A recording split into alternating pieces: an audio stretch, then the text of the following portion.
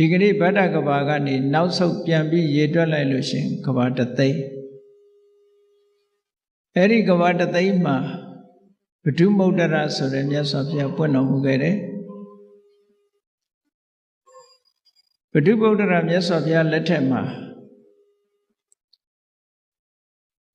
လူဘဝဖြစ်ရတော့လည်းပဲဒီဓမ္မဒိဏအမျိုးသမီးအလောင်းလျာလေးဟာသူတစ်ပါးရဲ့ကိစ္စဝိစ္စတွေကိုဆောင်ရွက်လုပ်ကင်ပေးရတဲ့အလုသမားဘဝဖြစ်ရတယ်ပစ္စည်းဥစ္စာမရှိသည့်အတွက်ကြောင့်အိတ်တဲ့အိမ်မှာအလုပ်ကိစ္စများကိုလုပ်ကင်ပြီးတော့နေရတယ်သို့တော်လည်းပဲသူ့မှာဉာဏ်ပညာထက်မြက်ခြင်းဆိုတဲ့အရည်အသွေးနဲ့ကိုချင်းတရားကောင်းမွန်ခြင်းဆိုတဲ့အရည်အသွေးနှစ်ခုသူ့မှာရှိတာတွေ့ရတယ်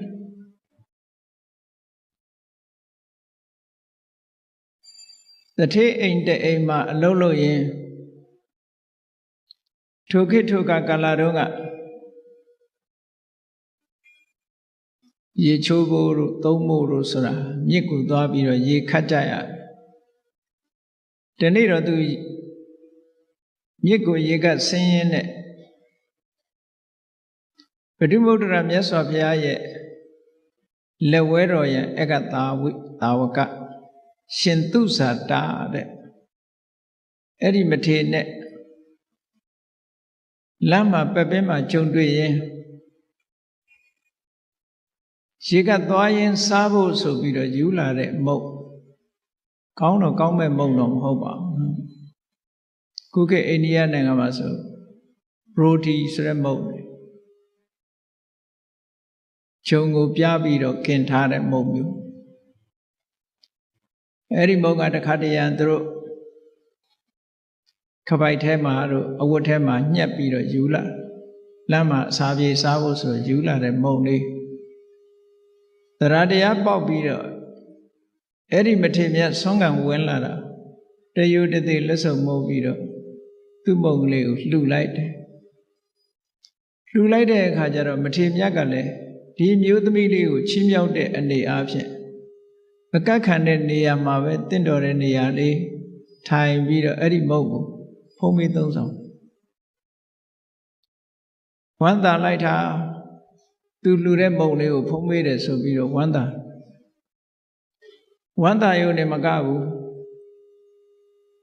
ဒီမုံကလေးတစ်ချက်နဲ့တော့ဒီမထေမြတ်ဝမှာမဟုတ်ဘူးဆိုပြီးတော့အိမ်ကိုပင့်လာတယ်အိမ်ရောက်တဲ့အခါကျတော့သူ့ရဲ့အလုရှင်အိမ်ပိုင်တထေးကြီးကလည်းတရားတရားကောင်းသူဖြစ်တော့ဒီမျိုးသမီးတွေပင့်လာတဲ့သူဇာတာမထေကိုအိမ်မှာဆွမ်းခဲဝဲဘောဇဉ်ချိုးချင်းရတာဖြားဖြားလေးဆက်ကလှူဒန်းလို့အဲ့ဒီဓမ္မဒေနာလောင်းအမျိုးသမီးလေးကိုကျေးဇူးတင်တဲ့အနေနဲ့အစိကံအဆင့်ကနေပြီးတော့ချွေးမအဆင့်ပေးထားတယ်တဲ့ချွေးမအဆင့်ဆိုတော့သူကအလွန်အဆင့်မြင့်သွားပြီပေါ့အဲ့ဒီချွေးမအဆင့်ပေးလိုက်တဲ့အခါကျတော့စတဲ့တဘိုးတိုးပြီးတော့ကုသိုလ်ကောင်းမှုတွေလုပ်ငကိုယ်တည်းကအသိဉာဏ်ထက်မြက်သူကိုချင်းတရားကောင်းသူဖြစ်တော့မြတ်စွာဘုရားအကြောင်းတော်သွားလို့တရားဓမ္မနာဒီနေ့တော့မြတ်စွာဘုရားကတရားဟောပြောတဲ့နေရာမှာထူးချွန်ထက်မြက်တဲ့အမျိုးသမီးဘိက္ခုနီတူဦးကိုဧတရေဘွယ်သူဖြင့်ချီးကျူးမြောက်စားနေတာပရိသတ်ထဲမှာတွေ့ရတော့အမတန်မှအားကြတယ်အားကြလို့ဘုရားမှုရှိတဲ့တန်ဃာတော်တွေကိုပင့်ပြီးအလှကြီးတန်းကြီးလုပ်ပြီးတော့အဲ့ဒီဘိက္ခုနီမမျိုးဖြစ်ပြရစေလို့ဆုတောင်းတယ်ဒါကိုလိုချင်တဲ့ဆုတစ်ခုကတော့တောင်းတဲ့တယ်လို့ဒီလိုဆိုတယ်နော်ဆုတောင်းမှုမရှိဘူးဥပမာပဲဣဒံမေပုံညာနိဗ္ဗာနတပစ္စယောဟောတုဆိုတော့နိဗ္ဗာန်ကိုပဲဆုတောင်းတာတော့နိဗ္ဗာန်ရမှာတော့သိချတယ်ဘယ်ဘဝနဲ့ရမယ်ဆိုတော့မသိချဘူး ဆူတောင်းတော့မယ်ဆိုလို့ရှိရင်တော့လိုအပ်တဲ့အရေးချင်းတွေကတော့တတ္တာရှိဖို့လိုတယ်သီလရှိဖို့လိုတယ်သုတဆိုတာရှိဖို့လိုတယ်စာခဆိုတဲ့ဆွမ်းလွတ်မှုရှိဖို့လိုတယ်ပညာဆိုတဲ့အသိရှိဖို့လိုတယ်အဲ့ဒီတရား၅ပါးပြည့်စုံပြီဆိုလို့ရှိရင်ဘဝတစ်ခုဌာနတစ်ခုဆူတောင်းတဲ့နယ်လို့ထေရဆရာကြီးကဆိုထားတယ်အကယ်၍ဆူမတောင်းဘူးဆိုရင်ဘဝတို့ဂတိတို့မမြဲဘူးတဲ့ဖြစ်ချင်တဲ့ဘဝဖြစ်မှာပဲသို့တော့ကောင်းတဲ့ဘဝတော့ကုသိုလ်ကြောင့်ဖြစ်မှာတော့သိကြတယ်ပေါ့အဲကြောင့်ဥဒိချက်ကလေးတစ်ခုနဲ့ဆူတောင်းတဲ့နယ်ပေါ့နိဗ္ဗာန်ဆိုတာကတော့ရေပုံရအဖြစ်ဆူတောင်းတဲ့ဟာတစ်ခုဘယ်ဘဝနဲ့နိဗ္ဗာန်ရမှာမသိဘူးလေလူဘဝနဲ့ရမှာလားနတ်ပြည်မှာရောက်ပြီးရမှာလားဗြဟ္မပြည်ရောက်ပြီးရမှာလားဆိုတာမသိကြဘူးပေါ့ရတော့ရမှာပဲသို့သောကိုလိုချင်တဲ့ဘဝလေးတစ်ခုကနေပြီးတော့ယက်တည်ပြီးနိဗ္ဗာန်ကိုသွားမယ်ခုနပြောတဲ့အည်အသွေးတွေရှိပြီဆိုလို့ရှိရင်အဲ့ဒီပုဂ္ဂိုလ်ရဲ့ဆူတောင်းမှုကပြည့်တယ်လို့ဒီလိုဆိုတာအဲ့တော့သူကထူးခြားတဲ့ဆုလေးပါတောင်းလို့ဆိုဟောဒီဘိက္ခုနီမလို့နောင်ဖရာတဆူမှာဓမ္မဂတိကရဣတရေရပြီးတော့ကျွတ်တန်းဝင်ရပါလို့ဆိုဒီဆုတောင်းတာဆိုတော့သူလူဘဝနဲ့ကျွတ်တန်းဝင်နေတဲ့ဆုပဲဒီဆုကတော့နော်တာမန်နိဗ္ဗာန်ရဲ့လို့ဒီလိုတောင်းတာမဟုတ်ဘူးအဲ့လိုတောင်းလိုက်သည့်အတွက်ကြောင့်ပွင့်ပွင့်လင်းလင်းဆုတောင်းတာပေါ့ဘုန်းကြီးတို့စကိုင်းမှာတခါကြီးတယောက်တွေ့ဘူးတဲ့ကုသကောင်းမှုတတ်တတ်ရရလုပ်တယ်ထက်ထက်တန်တန်လုပ်တယ်လုပ်ပြီးလို့ရှိရင် तू ကဘာဆုတောင်းလို့ဆိုရင်သဗ္ဗညုဖေယဖြစ်ရပါလို့ဤလို့ပဲဆုတောင်းတယ် तू အမြဲတမ်းအဲ့လိုတခါကြီးတွေလည်းရှိတယ်တချို့လည်းဆုကိုပြောင်းမတောင်းရတဲ့လူလည်းရှိသေးတယ်ပေါ့ကိုယ့်ရဲ့ဥတီချက်တစ်ခုလေးကတော့ရှိထားတဲ့နဲ့ပေါ့ဒီမျိုးသမီးတွေကဒီလိုဆုတောင်းလိုက်တဲ့အခါကျတော့ဘုရားဗုဒ္ဓရာမြတ်စွာဘုရားကအနာဂတံသလို့ခေါ်တဲ့ဝေးလံတဲ့အနာဂတ်တစ်ခုကိုမှတ်မြော်ပြီးတော့မြင်နိုင်တဲ့အဘိညာဉ်ဉာဏ်နဲ့ချိလိုက်တဲ့အခါကျတော့ဒီကနေ့လုပ်တဲ့ကုသိုလ်ရဲ့အရှိန်အဝါဒီကနေ့လုပ်တဲ့စေတနာစွမ်းအားတွေစုပန်မှုတွေဟာဘယ်အထိအောက်ရောက်သွားနိုင်တယ်လဲဆိုတာကိုကြည့်လိုက်တဲ့အခါကျတော့ဂေါရမမြတ်စွာဘုရားရဲ့လက်ထက်မှာသူဆန္ဒတွေပြည့်လိမ့်မယ်ဆိုတာကိုမြင်တယ်။ဒါလည်းလောကနေအဖြစ်ယုတ်တိရှာပြီးတော့ကြည့်မယ်ဆိုလို့ရှိရင်မရောက်သေးတဲ့ဟာကိုကြိုတင်ပြောလို့ရလားလို့ဆိုရတာရှိတာပေါ့။ဥပမာထင်ရှားတာပြောမယ်ဆိုလို့ရှိရင်ဒုံးမြန်တစ်စင်းလွတ်တော့မယ်ဆိုလို့ရှိရင်ဘယ်နှမိုင်ဘယ်နှကီလိုမီတာရောက်မယ်ဆိုတာမလွတ်ခင်ကတွက်ချက်လို့မရဘူးလားရတယ်သူ့ရဲ့အရှိန်ကိုကြည့်ပြီးတွက်ချက်တာပဲဒါလည်းနော်ဒီဒုံးမြန်တစ်စင်းပြုတ်လွတ်လိုက်တာဘယ်နေရာကိုရောက်မယ်ဘယ်ပြစ်မှတ်ကိုထိမှန်မယ်ဆိုတာကျွတ်တင်ပြီးခံမှန်းပြောထားတဲ့အတိုင်းထိမှန်သွားတာတွေရောမရှိဘူးလားအဲ့ဒါလို့ဒီအမျိုးသမီးရဲ့စိတ်ဆန္ဒတွေဆုတောင်းမှုတွေသူ့ရဲ့စွမ်းအားကိုကြည့်လိုက်တဲ့အခါမြတ်စွာဘုရားဘယ်အချိန်မှသူစွမ်းအားပြည့်မလဲလို့ကျွတ်တင်ပြီးခံမှန်းလို့ပြောဆိုလို့ရတယ်ပေါ့နော်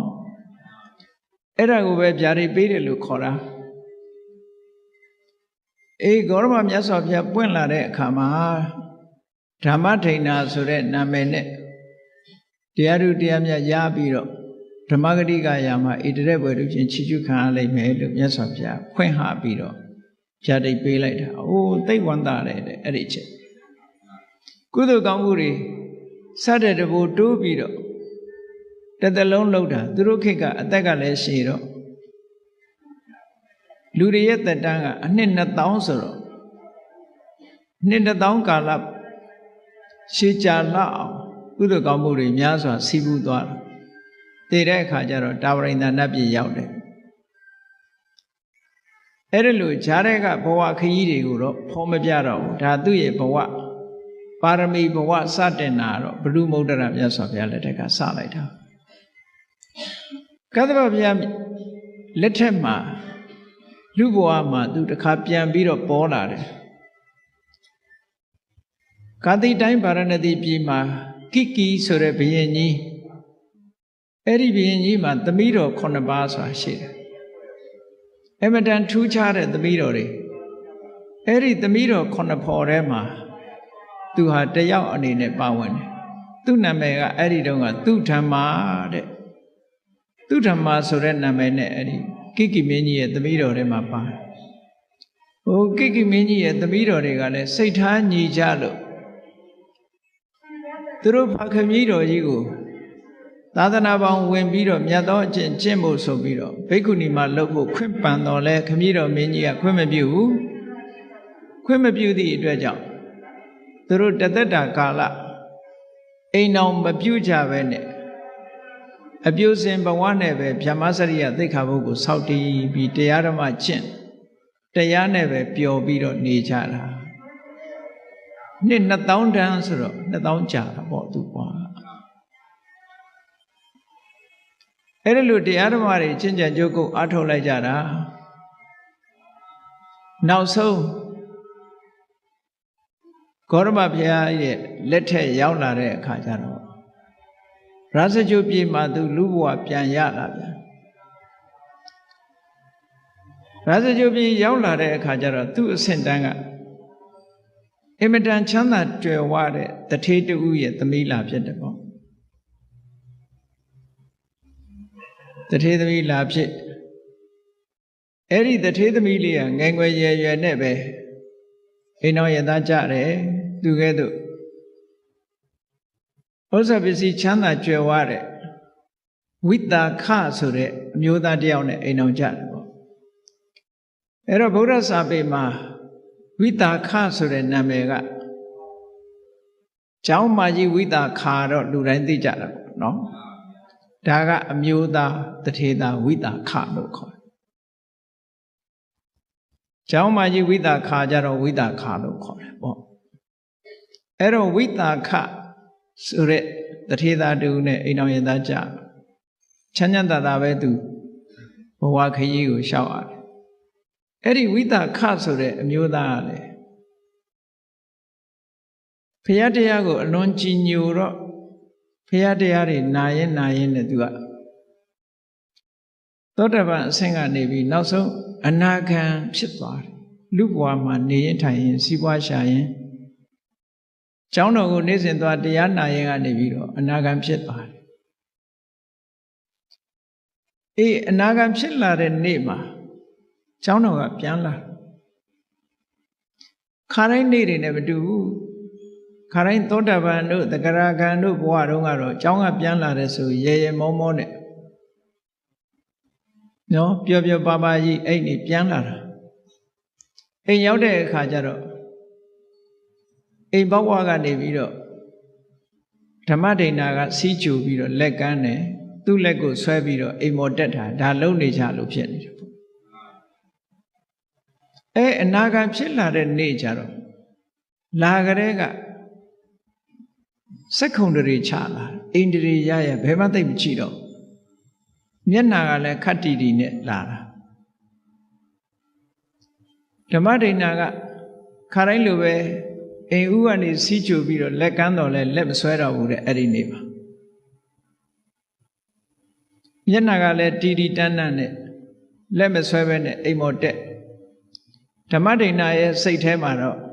စိတ်ထဲမှာမကောင်းဘူးပေါ့ခါတိုင်းနဲ့မတူဘူးအမူအရာပြောင်းနေတယ်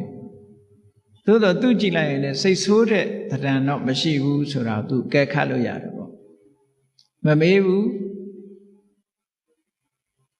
နောက်တည့်ထမင်းစားတဲ့အချိန်ထိအောင်ထမင်းစားတဲ့အခါကျတော့ခါတိုင်းဆိုလို့ရှိရင်ဖွဲဖွဲရစကားစမြည်တွေပြောလို့ထမင်းစားရင်နဲ့ဘယ်ဟင်းကကောင်းတယ်ဘယ်ဟာမကောင်းဘူးနဲ့စသဖြင့်ကောင်းလို့ရလေးတွေအရသာရှိတာမရှိတာတွေပြောပြီးတော့စားလေးရှိတယ်အဲ့ဒီနေ့ကျတော့ဘုန်းကြီးတစ်ပါးဆုံးဖုံးပေးနေတယ်လို့ဘာမှမပြောတော့ငြိမ်ကျွေးတာနဲ့ပဲစားဘာမှမပြောရင်လည်းမဟုတ်ဘူးစားတော့ပြီးတာနဲ့တပြိုင်နက်လက်ဆေးပြီးတော့ထသွားတယ်အဲ့ဒီမှာလဲဓမ္မဒိဏအကဲခတ်စိတ်မကောင်းဖြစ်တယ်စကားစမြည်အေးအေးသာသာပြောတဲ့အခါကျတော့ ဓမ္မဒိဋ္ဌာနဲ့နှစ်ယောက်တည်းအေးသက်သက်သာထိုင်ရင်စကားပြောတဲ့အခါကျဘာပြောတော့ဆိုရင်ဒီကနေ့ကစပြီးတော့အိတ်စီးပွားရေးတွေငါမစီမံတော့ဘူးမဲမဲစီမံတော့ရှိသမျှငွေကြေးဥစ္စာဓနတွေကိုလည်းမင်းကိုအကုန်လွှဲတယ်ဆိုတဲ့စကားပြောလာတယ်ပေါ့အနာဂံပုဂ္ဂိုလ်များကကာမအာယုန်တွေနဲ့ပတ်သက်လာလို့ရှိရင်သူတို့မှခံစားလို့တဲ့စိတ်လုံးဝမရှိတော့ဘူးအဲ့ဒီစကားပြောလာတော့ဓမ္မဒိဋ္ဌာကသူကအကဲခတ်တယ်ငါပေါ်စိတ်ဆိုးတာတို့မကျေနပ်တာတို့မရှိတာတော့သိကြတယ်ပေါ့လူတယောက်ဟာမကျေနပ်ဘူးစိတ်ဆိုးတယ်ဆိုရင်သူ့ပစ္စည်းတွေလွှဲမှာမဟုတ်ဘူးသူများပေးပြချင်းပေးပြမှာသူ့တော့ပေးမှာမဟုတ်ဘူးပေါ့နော်အခုတော့ပစ္စည်းဥစ္စာတွေကိုလွှဲတာထောက်တော့ငါပေါ်မကျေမနပ်ဖြစ်တာမဟုတ်ဘူးဘာဖြစ်လို့များဒီလိုလွှဲတယ်လဲသူကတော့ဘာလို့မှလဲဆိုတာကိုမေးမြန်းတဲ့အခါကျတော့ငါကတော့မင်းကြွေးသမျှနဲ့ပဲအေးဆေးဆေးနေတော့မယ်အလုပ်ကိစ္စတွေအိမ်တော်မှုကိစ္စတွေငါတခုမှမလုပ်တော့ဘူးဘာဖြစ်လို့တုံးလို့ဆိုတော့ဒီကနေ့မြတ်စွာဘုရားရဲ့တရားကိုနာရတဲ့အခါကျသူ့တဏ္ဍမှာကာမရာဂနဲ့ဗျာပါဒလို့ဆိုတဲ့ကာမဂုဏ်အာယုံခံစားလို့တဲ့တဏှာဆန္ဒအလိုမကျလို့စိတ်ထဲမှာမကြေမနပ်ဖြစ်တဲ့ဒေါသဆိုတာသူ့တဏ္ဍမှာလုံးဝမရှိတော့ဘူးတဲ့အဲ့ဒီနှစ်ခုပြောက်သွားတယ်အဲ့ဒါလို့ပွင့်ပွင့်လင်းလင်းပြောဆိုလိုက်တဲ့အခါကျတော့ဓမ္မဒိဋ္ဌာကလည်းစဉ်းစားတယ်နေပါဦးအခုလိုအမတန်ချမ်းသာကြွယ်ဝတဲ့ပစ္စည်းဥစ္စာတွေကိုစွန့်နိုင်လောက်အောင်စွန့်ရည်တတ္တိရှိတယ်ဆိုတဲ့တရားမျိုးသူတို့ရောသိခွင့်မရဘူးလားကျမတို့ရောသိခွင့်မရဘူးလားဆိုတော့သူကပြောတယ်ဟာအကုန်လုံးသိခွင့်ရပါတယ်တရားဆိုတာအမျိုးသားအမျိုးသမီးကြာမမရွေဘယ်သူပဲဖြစ်ဖြစ်တရားရဲ့အရသာခံစားသိရှိနိုင်ပါတယ်ဒီလိုဆိုရင်ကောင်းပြီတဲ့သူကလည်းအပြတ်ပဲနော်ရှင်အနှင်းတဲ့ပစ္စည်းတွေအိမ်တော်ရေးကိစ္စတွေကျွန်မတောင်းမယူဘူးဘိက္ခုနီဘုရားပြောင်းတော့မယ်ပေါ့ဘိက္ခုနီဝတ်မယ်ဘုရားလည်းဝမ်းမြောက်ဝမ်းသာခွင့်ပြုလိုက်တယ်သူကလည်းဗိမိတာရမင်းကြီးနဲ့အလွန်ရင်းနှီးတယ်ရင်းနှီးတော့ဗိမိတာရမင်းကြီးကအကုန်လုံးစီမံပေးတယ်စီမံပေးတော့ဘုရားကျောင်းတော်သွားပြီးတော့ဘိက္ခုနီဝတ်တယ်သူတို့ကတထေးတွေမြို့ရဲ့မျက်နှာဖုံးလို့ပြောမှာပေါ့ခုခေတ်လို့ဆိုရာဇဂိုပြေကမျက်နှာဖုံးတထေးကတော့တမျိုးလုံးဟာအုပ်အော်တောင်းလဲအမတန်ချမ်းသာအသက်လည်းငယ်ငယ်ရှိသေးတယ်ပစ္စည်းဥစ္စာတွေအကုန်စုပြီးတော့ခုခေတ်လို့ဆိုရင်သီလရှင်ဝတ်သွားတယ်ပေါ့နော်ဘိက္ခုနီမှာဝတ်သွားတယ်ဆိုတော့တအုပ်လုံးတမျိုးလုံးဟာအုံးကျက်ကျက်ထူးဆန်းတဲ့သတင်းတစ်ခုအနေနဲ့ပြောနေကြပတ်စံချမ်းသာတဲ့ပုဂ္ဂိုလ်ဆိုတော့လေလာတွေ့တဲ့ပုဂ္ဂိုလ်တွေကအများကြီးလေမိတ်ဆွေတွေဘိက္ခုနီဝတ်သွားတဲ့အခါလေဘိက္ခုနီမှာကြောင်းလာပြီးတော့တွေ့ကြတာမေးကြမြန်းကြလာပြီးတော့လှူကြတန်းကြနဲ့ဆိုတော့ငါဒီမှာနေလို့တော့မဖြစ်ဘူးဆိုပြီးတော့ဘယ်သူမှမသိတဲ့တောတနေရတောချောင်းတနေရသို့မဟုတ်တောရွာကကျောင်းအဲ့ဒါလိုကျောင်းဘက်ကိုထွက်သွားလိုက်တာထွက်သွားပြီးတော့အဲ့ဒီမှာတရားအထုတ်တယ်ကျိုးကျိုးဆဆနဲ့တရားအထုတ်လိုက်တာတလပြည့်တဲ့အခါကျတော့ရသကျုပ်ပြည်ပြန်ရောက်လာတယ်သူပြန်ရောက်လာတယ်ဆိုတဲ့သတင်းကိုဝိတာခသူ့ရဲ့ခေမောဟောင်းအနာဂံဥပဒကရဲ့ကြားတော့သူစိတ်ထဲမှာတမျိုးဖြစ်သွားတယ်နေစမ်းမအောင်တရားအထုတ်မယ်ဆိုပြီးတော့ခုခေတ်လို့ဆိုရင်ရိတ်တာသွားတယ်ပေါ့နော်ရိတ်တာဝင်တာတလပဲရှိသေးတယ်ပေါ့တရားအထုတ်မယ်ဆိုပြီးတော့သွားတာအခုတလပဲရှိသေးတယ်ပြန်ရောက်လာပြင်းပြီးတော့လူများပြန်ထွက်ချင်လို့လားဘာလို့များပြန်လာတာပါလဲလို့သိချင်လာတယ်ဒါလည်းသဘာဝပဲနော်သို့တော်လည်းပဲသွားပြီးတော့ခုခေတ်လူတွေဆိုရင်ဘယ်လိုမေးဘာလို့ပြန်လာတာတော့ဟုတ်လားတရားအထုတ်နေတာဟုတ်ကဲ့တန်းနဲ့ဘာလို့ပြန်လာတာပြင်းလို့လားလူထွက်ချင်ပလားနဲ့မေးကောင်းမေးလိုက်မယ်ဝိသခာတကကြီးကအဲ့ဒါလို့မမေးဘူးသိရင်ကျေးတယ်သူက မတော်ဘူးအဲ့ဒီမေကွန်မျိုးသွားမေးတာသူစော်ကားရရောက်တယ်ပေါ့အဲ့လိုမေးရင်စော်ကားရရောက်တာပဲဟုတ်တယ်လေပြင်းသလားလို့ဆိုလို့ရှိရင်ဒါလူပြင်းဆိုတဲ့အဓိပ္ပာယ်မျိုးကဲ့ရတာတပိုင်းပါနေသေးတယ်ဟုတ်ကဲ့လားလူထွက်ချင်လို့လားဆိုလဲသူ့ကိုထင်သေးတဲ့သဘောပါနေတယ်လေအဲ့ဒါကြောင့်မို့လို့အဲ့ဒီမေကွန်မျိုးကိုရှောင်တယ်သူကမမေးဘူးသွားပြီးတော့တွေ့တယ်တယုတတိတလိတစားဓမ္မဒိဏထေရီမောက်သွားတွေ့တယ်တွေ့ပြီးတော့သူအခက်ခတ်ကြည့်တဲ့အခါကျတော့အင်ပြင်းတဲ့ပုံစံတော့မရှိဘူးတရားသူတရားမြတ်ရလာပုံရတယ်ပေါ့သို့တော်လည်းသူမေခွန်းနေမေးမယ်မေခွန်းနေမေးလိုက်တာဘယ်လောက်မေးတုံးဆိုရင်မေခွန်းပေါင်း90ကျော်တယ်သူမေးတာအဲ့ဒီသူမေးတဲ့မေခွန်းတွေကိုစာပေကျမ်းဂန်မှာမှတ်တမ်းတင်ထားတာသုလဝေထံလသုတ်ခေါ်တယ်မေခွန်းမေးလို့အဖြေရလာလို့ရှိရင်ဂျေနတ်လို့ဆက်ပြီးတော့မေးလိုက်တာမေခွန်းပေါင်း52ခုသူမေးတာအဲ့ဒီ52ခုကိုဒီကနေ့အချင်းချုပ်ကလေးပြောအောင်ဒီဓမ္မမေခွန်းတွေကသူ့ရဲ့ဓမ္မအည်အသွေးတွေအဆင့်တွေကိုသိချင်လို့မေးတဲ့မေခွန်းတဲ့ခုနကလိုလူထွက်ချင်လို့လားပြင်းလို့ပြန်လာတာလားဆိုမေခွန်းကအမတန်မှမယင်ကျေးရာရောက်တဲ့အတွက်ကြောင့်အဲ့ဒီမေခွန်းနဲ့မမေးဘူးသူအသိဉာဏ်ဟာဘယ်လောက်ထိအောင်ဓမ္မအသိဉာဏ်ဘယ်လောက်ရှိပြီးတော့သာသနာတော်မှာဘယ်လောက်ပြုံမွေ့နေပြီလဲဆိုတာကိုသိချင်လို့တစ်ဖက်နဲ့လှည့်ပြီးတော့မေးတာတဲ့နော်အဲ့ဒီမှာပထမဆုံးသူမေးတာကသောတပန်ပုဂ္ဂိုလ်တွေဖြေရမယ့်မေခွန်းမျိုးကိုမေးတာသောတပန်ဖြစ်ပြီလားမဖြစ်သေးဘူးလားစမ်းကြည့်တဲ့သဘောနော်ပထမဆုံးမေးလိုက်တယ်အရှင်မမြတ်စွာဘုရားကသက်ကာယနဲ့သုံးနှုံးပြီးဟောကြားထားတာတွေရှိတယ်တဲ့ဘာကိုသက်ကာယခေါ်တာလဲဒီမေခွန်းလေးကိုမေးတယ်ပထမဆုံးအဲ့ဒီမှာဓမ္မဒိဏထေရီမကလည်းမဆိုင်မတွပဲဥဒကဝိသခာသက်ကာယဆိုတာတဏှာဒိဋ္ဌိတွေရဲ့ဆွဲလန်းရာတဏှာအမြင်နဲ့ချင်းကပ်တဲ့ဒိဋ္ဌိအမြင်နဲ့ချင်းကပ်ပြီးတော့ဆွဲလန်းတဲ့ခန္ဓာ၅ပါးကိုသက်ကာယခေါ်တာပါတဲ့ဒါသူဖြေတယ်နော်အဲ့တော့တရားတော်ပရိသတ်တွေလည်းဒါမှတ်ထားဖို့ပေါ့သက်ကာယဆိုတာတခြားဟာကိုခေါ်တာမဟုတ်ဘူးတဏှာရဲ့အာယုံဒိဋ္ဌိရဲ့အာယုံဆွဲလန်းရာဖြစ်တဲ့ခန္ဓာ၅ပါးတဲ့ရူပခန္ဓာရူပပါဒနက်ခန္ဓာဝေရဏုပါဒနက်ခန္ဓာသင်္ညုပါဒနက်ခန္ဓာသင်္ခါရုပါဒနက်ခန္ဓာဝိညာဏုပါဒနက်ခန္ဓာလို့ခေါ်တယ်တဏှာရဲ့အာယုံဒိဋ္ဌိရဲ့အာယုံဖြစ်တဲ့ခန္ဓာ၅ပါးအဲ့ဒီခန္ဓာ၅ပါးကိုသက်ကာယလို့ခေါ်တယ်လို့ဆိုသူသက်ကာယတော့သူရှင်းရှင်းသိသားပဲဆိုပြီးတော့ဆက်မေးတယ်အဲ့ဒါနဲ့ပတ်သက်ဒါဖြင့်ရှင်မရေတဲ့သက်ကာယသမုဒယ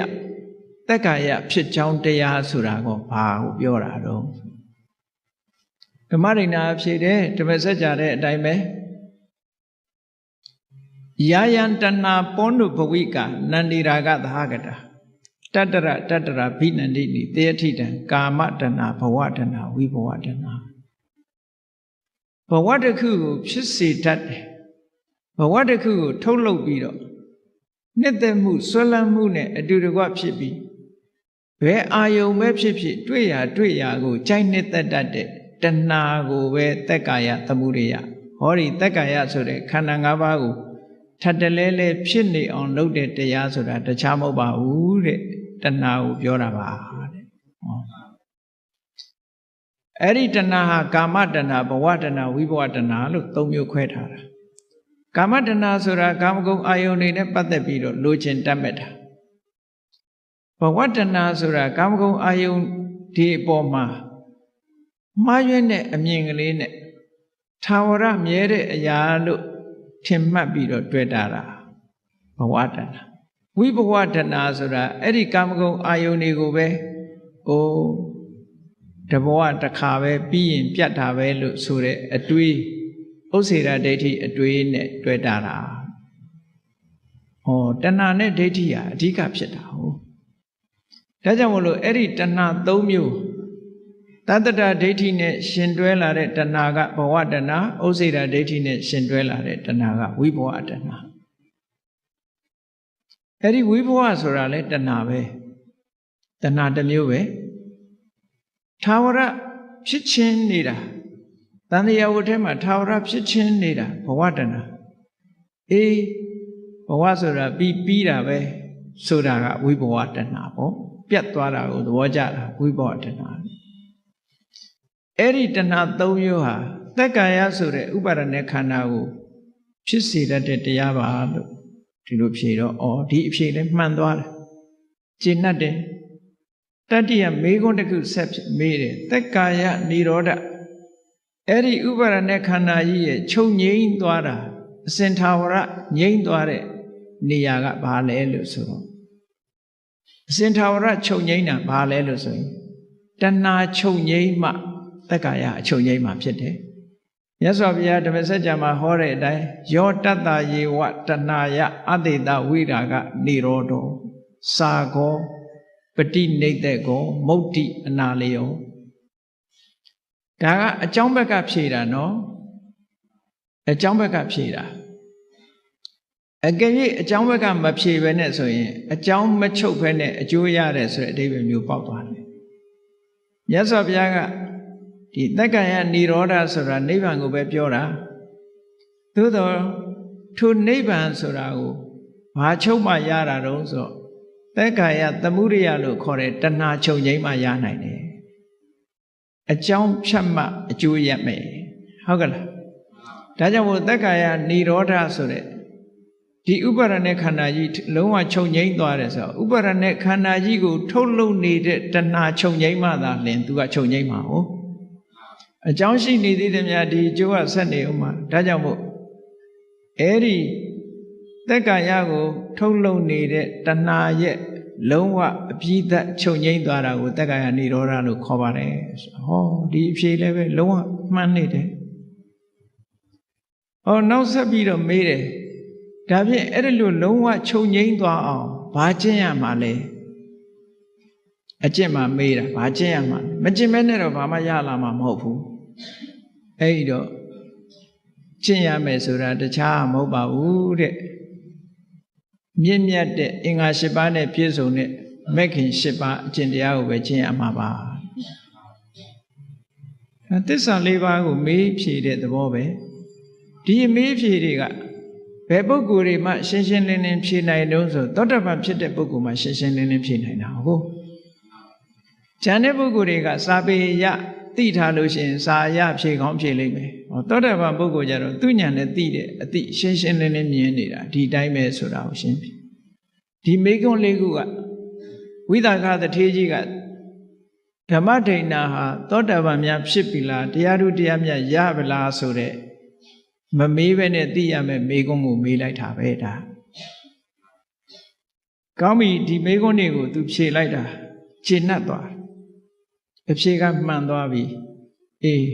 သောတပန်အဆင့်ဓမ္မဉာဏ်တော့ရနေပြီပဲစိတ်ထဲမှာအေးချမ်းသွားတယ်ဘာဆက်ပြီးတော့မေးတုံးဆိုရင်ခုနကပြောခဲ့တဲ့ဥပါဒါနဲ့ခန္ဓာဆိုတဲ့သူ့အဖြေထဲမှာပါတဲ့စကားလေးကိုကောက်ပြီးတော့မေးတယ်နေပါအောင်ရှင်မာတဲ့ဥပါဒါနဥပါဒံဆိုတာနဲ့ဥပါဒါနဲ့ခန္ဓာဆိုတာတူလားတဲ့တခြားစီလားဥပါဒံကိုပဲဥပါဒနဲ့ခန္ဓာခေါ်တာလားသို့မဟုတ်ဥပါဒံဆိုတာဥပါဒနဲ့ခန္ဓာကတခြားလားတဲ့ဟောဒီမေကုန်းကိုကောက်မေးလိုက်တော့ဓမ္မဒိဏကမဆိုင်မတော့ပဲဖြေလိုက်တယ်ဥပါဒံကိုဥပါဒနဲ့ခန္ဓာခေါ်တာမဟုတ်ပါဘူးတဲ့အဲ့ဒီဥပါဒံဟာဥပါဒနဲ့ခန္ဓာကတခြားလည်းမဟုတ်ပါဘူးတဲ့အဲ့ဒီဥပါဒနဲ့ခန္ဓာအပေါ်မှာဆွဲလန်းနေတဲ့သန္တရာဂကိုသာလျှင်ဥပါဒံလို့ခေါ်တာပါသူဖြေတဲ့အဖြေလေးနော်ဥပါဒံကိုဥပါဒနဲ့ခန္ဓာခေါ်တာမဟုတ်ဘူးဥပါဒနဲ့ခန္ဓာမှဥပါဒံကတခြားလည်းမဟုတ်ဘူးအဲ့ဒီဥပါဒနဲ့ခန္ဓာကိုဆွဲလန်းနေတဲ့သန္တရာဂတဏှာလေးကိုပဲဥပါဒံလို့ခေါ်ပါတယ်လို့ဒီနေရာမှာဒိဋ္ဌိကိုမဖြေဘူးတဏှာတစ်ခုတည်းကိုဖြေတယ်ဆိုတာသတိထားဖို့ပေါ့နော် အဲ့ဒါလို့ဖြေလိုက်တယ်ဖြေလိုက်တဲ့အခါကျတော့ကြည့်တဏှာနဲ့ပတ်သက်တဲ့အဖြေကြတော့ဒီအဆင့်ကြတော့သူကသောတာပန်အဆင့်နဲ့မကတော့ဘူးပေါ့တဂရဂံအဆင့်မျိုးထိအောင်ရောက်လာတဲ့သဘောရှိတယ်ပေါ့အဲ့ဒီမိဂုံးမျိုးအကဲခတ်လို့ရသွားတယ်နောက်ထပ်ဆက်ပြီးတော့မေးတယ်မကျေနပ်သေးဘူးသက်ကာယဒိဋ္ဌိဆိုတာနဲ့ပတ်သက်ပြီးတော့မေးတယ်ခေါဏကသက်ကာယဆိုတာခန္ဓာ၅ပါးဥပါဒณะခန္ဓာ၅ပါးကိုခေါ်တယ်သက်ကာယဒိဋ္ဌိဆိုတာအဲ့ဒီသက်ကာယအပေါ်မှာဒိဋ္ဌိဆိုတဲ့မှားယွင်းတဲ့အမြင်ကဘယ်လိုဖြစ်လာတာတော့ဒီမေးခွန်းကိုမေးပြန်